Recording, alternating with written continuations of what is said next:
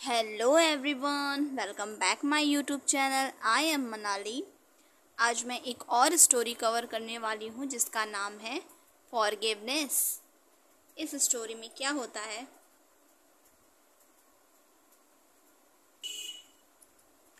क्या आपने कभी ऐसा किया है कि घर छोड़ दिया, गलती की और फिर वापस आने पर बिना डांट के प्यार मिला हो? आज मैं आपको एक ऐसी कहानी सुनाऊंगी जिसमें एक बेटा सब कुछ खोकर भी पा गया अपने पिता का अटूट प्यार। यह स्टोरी है द प्रोडिगल सन, उड़ाऊ पुत्र की कहानी। सबसे पहले हम फॉरगिवनेस स्टार्ट करेंगे। फॉरगिवनेस मतलब होता क्या है? फॉरगिवनेस मतलब होता है क्षमा। Forgiveness is a gift from genius heart. क्षमा उदार हृदय से प्राप्त उपहार है। Forgiveness make us merciful. क्षमा हमें दयालु बनाती है।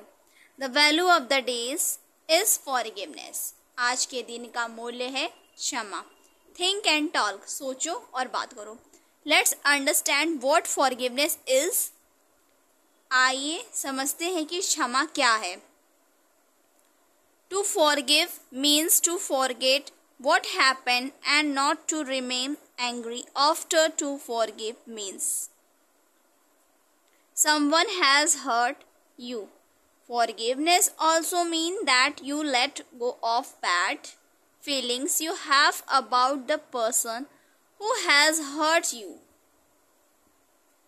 माफ करने का मतलब यह है जो हुआ उसे भूल जाना और यह न सोचना कि किसी ने आपको चोट पहुंचाई है। माफ़ी का मतलब यह भी नहीं है कि आप उस व्यक्ति के प्रति अपनी भावनाओं को छोड़ दें जिसने आपको चोट पहुंचाई है। Forgiveness help you move forward. No one benefit from forgiveness more than the one who forgiveness. It enhance your self-esteem and give you hope. Forgiveness ultimately is the key to your own happiness. क्षमा आपको आगे बढ़ने में मदद करती है। क्षमा करने वाले से ज़्यादा किसी को इससे फ़ायदा नहीं होता है। यह आपको आत्मसम्मान बढ़ाता है, यह आपका आत्मसम्मान बढ़ाता है और आपको आशा देता है कि अंततः क्षमा ही आपकी खुशी की कुंजी है। A fine explain of someone who embodies true forgiveness is the former South Africa President Nelson Mandela. He was imprisoned by the former all-white South Africa government of 27 long years. Upon his release, Mandela surprised the whole world when he showed on bitterness toward his jailer. This is truly remarkable. सच्ची क्षमाशीलता का एक बेहतरीन अच्छा उदाहरण यह है कि दक्षिणी अफ्रीका के पूर्व राष्ट्रपति नेल्सन मंडेला हैं।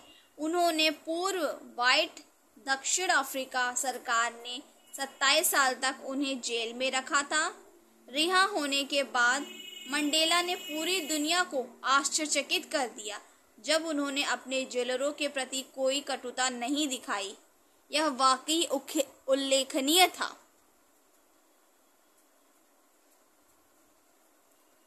आगे हम पढ़ेंगे द प्रोडिगल सन, उड़ाऊ पुत्र। यह कहानी है, एक बार की बात है, एक अमीर आदमी के दो बेटे थे। छोटा बेटा अपने पिता से बोला, पिताजी मुझे मेरी जायदाद का हिस्सा अभी चाहिए। पिता ने चुपचाप उसकी बात मानी और उसे उसका हिस्सा दे दिया। इस तरह ये कहानी की शुरुआत है। मैं आपको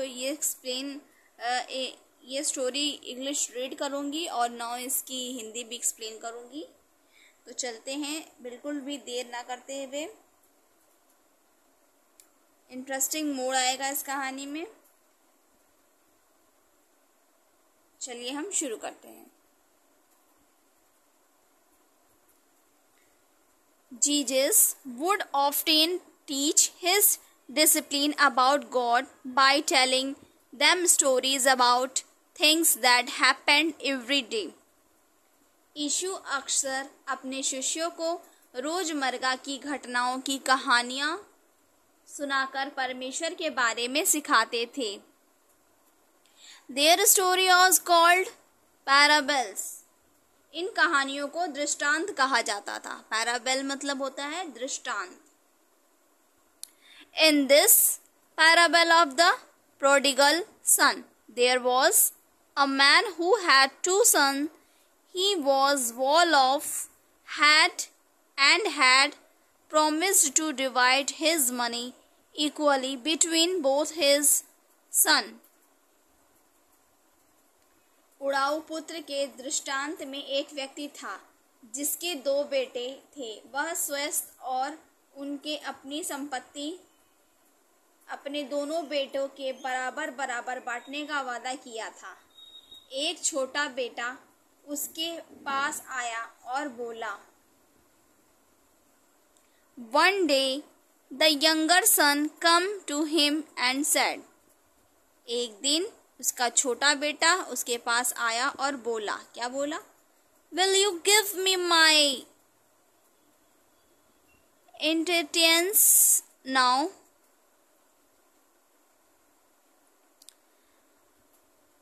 Will you give my inheritance now? I would like to leave home and explore the world. Thought the father was sad, yet he did not stop his son and give him his part of the money willingly. कहने का तात्पर्य है, एक छोटा बेटा उसके पास आया और बोला, क्या आप मुझे मेरी विरासत देंगे? मैं घर छोड़कर दुनिया घूमना चाहता हूँ। हालांकि पिता शांत था, फिर भी बेटे को नहीं रोका और उसे अपनी संपत्ति का हिस्सा खुशी खुशी दे दिया। जैसा कि आप पिक्चर में देख रहे होंगे, एक पुत्र के 2 बेटे और उसने अपने छोटे बेटे को उसकी संपत्ति का आधा हिस्सा उसे दे दिया, उससे घूमने के लिए। Soon after the younger son packed him belonging and moved to another countries for always. He spent all his money on living extravagantly. He partied, spent money widely on food and clothes and his friends. Very soon all his money was gone and he was hard pressed to buy even food to eat. At that time a severe famine come to the country he was in. His searched by work by but. इसके बाद तुरंत छोटे बेटे ने अपना सामान pack किया और किसी दूर देश में चला गया। उसने अपनी सारी कमाई फिजूल खर्ची में खर्च कर दी। उसने खाने पीने कपड़े अपने दोस्त यारों में बेतहाशा उसने पैसे उड़ाया। बहुत जल्द सारे पैसे खत्म हो गए और खाने का भी मुश्किल पड़ गया।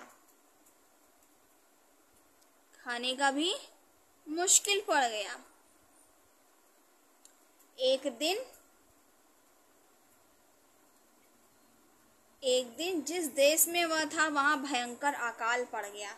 उसने अपने लिए एक जगह ढूंढी।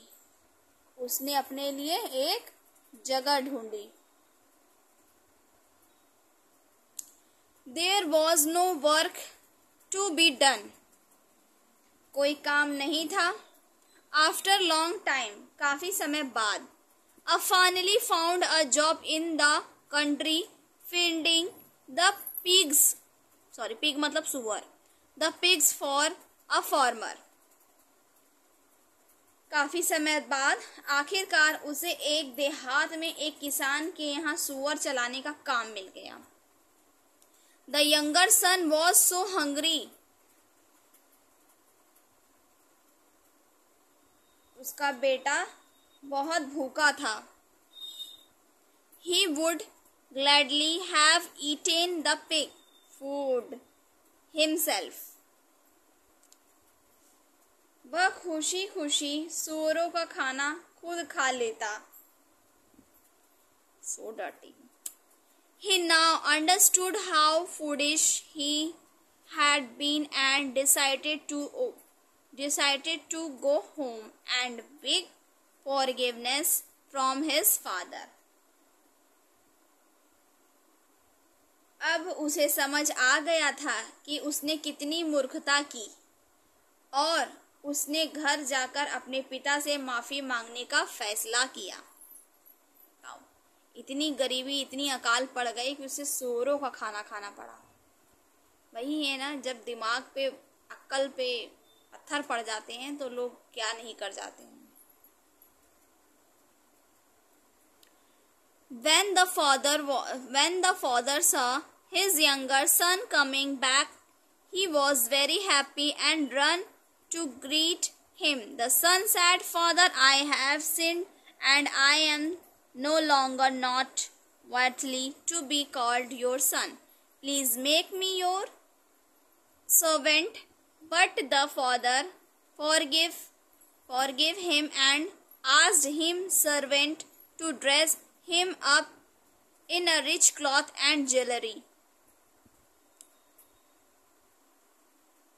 जब पिता ने अपने छोटे बेटे को वापस आते देखा तो वह बहुत खुश हुआ और उसका स्वागत करने के लिए दौड़ा।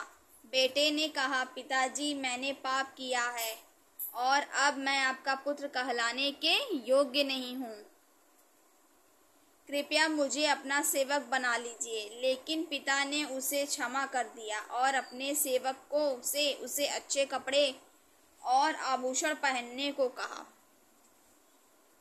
क्लॉथ मीन्स कपड़े, ज्वेलरी मीन्स आभूषण, सर्वेंट मतलब सेवक, and order a big feed in his honour when the elder son come back from working in the field and saw the feast being prepared for his younger brother, he was very angry and jealous and refused to join in that feast. The father said to him, "My son, you are always with me and everything I have to your. We have to celebrate and be glad because this brother of yours was lost and now he is found." The elder son understood and gladly welcomed his brother. In this parable, Jesus was trying to show that if we beget forgiveness of the Lord for our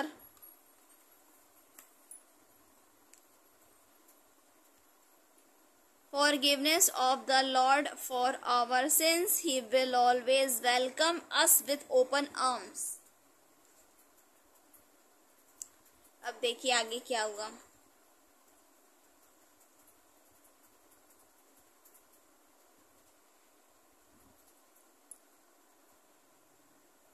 उसने सम्मान में एक बड़ी दावत का आदेश दिया। जब बड़ा बेटा खेत से वापस आया और उसने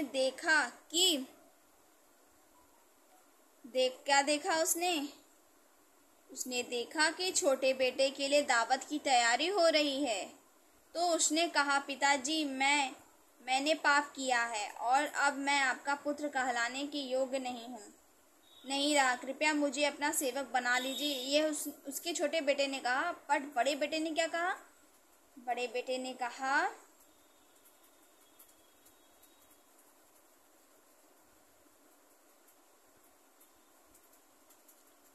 जब बड़ा बेटा खेत से वापस आया और उसने अपने छोटे भाई के लिए दावत की तैयारी देखी तो वह बहुत क्रोधित और ईर्ष्यालु हुआ और उसने दावत में शामिल होने से इनकार कर दिया। पिता ने उससे कहा, बेटा, मेरा बेटा, तुम हमेशा मेरे साथ हो और मेरे पास हो। जो कुछ भी है वह तुम्हारा है। हमें जश्न मनाना और खुश होना चाहिए कि तुम्हारा यह भाई खो गया था और अब वह मिल गया है। बड़ा बेटा समझ गया। उसने खुशी से अपने भाई का स्वागत किया। इस दृष्टांत में यीशु यह दिखाते हैं कि कोशिश कर रहा था इस दृष्टांत में यीशु यह दिखाने की कोशिश कर रहे थे कि अगर हम अपने लिए प्रभु से अपने पापों के लिए क्षमा मांगते हैं तो वह हमेशा खुले दिल से हमारा स्वागत करेंगे। इस स्टोरी का मोरल्स क्या है? Forgiveness is a gift from a genius heart. क्षमा एक उदार हृदय से प्राप्त उपहार है। तो फ्रेंड्स, इस स्टोरी से हम क्या सीखते हैं? ये सिर्फ एक बेटे की नहीं, ये हम सबकी कहानी है। हम सभी कभी न कभी अपने रास्तों से भटक जाते हैं, पर जब हम सच्चे मन से लौटते हैं तो प्यार और माफ़ी हमारा इंतज़ार कर रही होती है। कभी देर हो जाए तो डरना मत, लौट आना, दरवाजे खुले हैं और दिल भी। और इस स्टोरी में यह दिखाया गया है कि जो खो गया था वो मिल गया है। अगर आप मेरे चैनल पर पहली बार आए हैं तो प्लीज़ मेरे चैनल को लाइक कीजिए, सब्सक्राइब कीजिए और मनाली टीच को फॉलो कीजिए। अगर आपको मेरी यह इंग्लिश रीडिंग की स्टोरी अच्छी लगती हो, मेरा स्टोरी आपको पसंद हो, तो प्लीज़ मेरे चैनल को लाइक कीजिए, सब्सक्राइब कीजिए और कमेंट में बताइए कि आप किस जगह से मेरे वीडियो को देख रहे हैं। Thank you.